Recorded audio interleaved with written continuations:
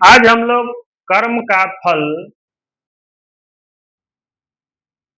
के विषय वस्तु पे बात करेंगे।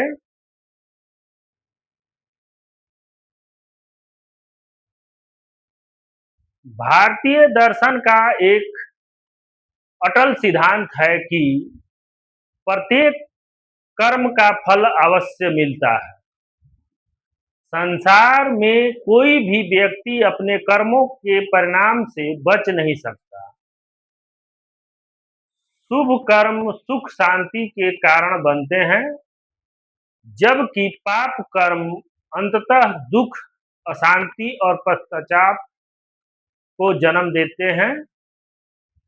समय भले ही बदल जाए, किंतु कर्म का विधान कभी नहीं बदलता। इसलिए मनुष्य को अपने प्रत्येक विचार, वचन और आचरण के प्रति सजग रहना चाहिए। कर्म फल से बचना संभव नहीं, किंतु उसे संभव स्वयं और साधना के द्वारा शांति पूर्वक होता जा सकता है।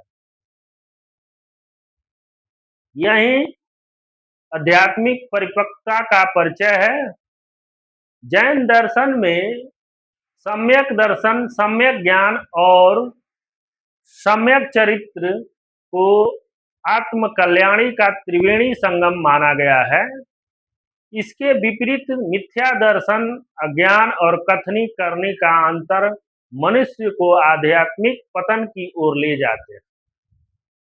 जो व्यक्ति सत्य को उसके वास्तविक स्वरूप में स्वीकार करता है, वही सम्यक वक्त की दिशा में अग्रसर होता है।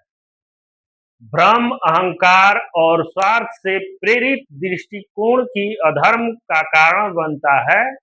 जो व्यक्ति पाप के मार्ग से धन, प्रतिष्ठा या सुख प्राप्त करता है, वह बाहरी रूप से प्रसन्न दिखाई दे सकता है, किंतु उसकी अंतरात्मा कभी शांत नहीं रहता।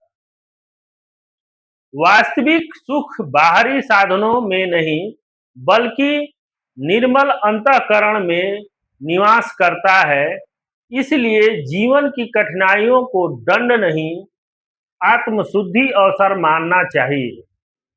जब हम अपनी समस्याओं को कर्म फल के रूप में स्वीकार करते हुए सकारात्मक दृष्टि, शुभ चिंतन, सदाचार, साधना का मार्ग अपनाते हैं, तब जीवन में वास्तविक परिवर्तन आता है।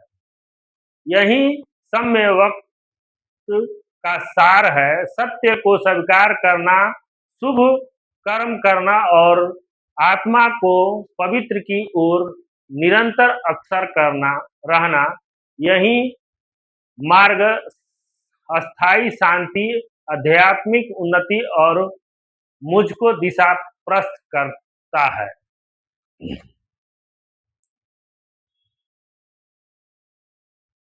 अब हम लोग अगले वीडियो में मिलेंगे।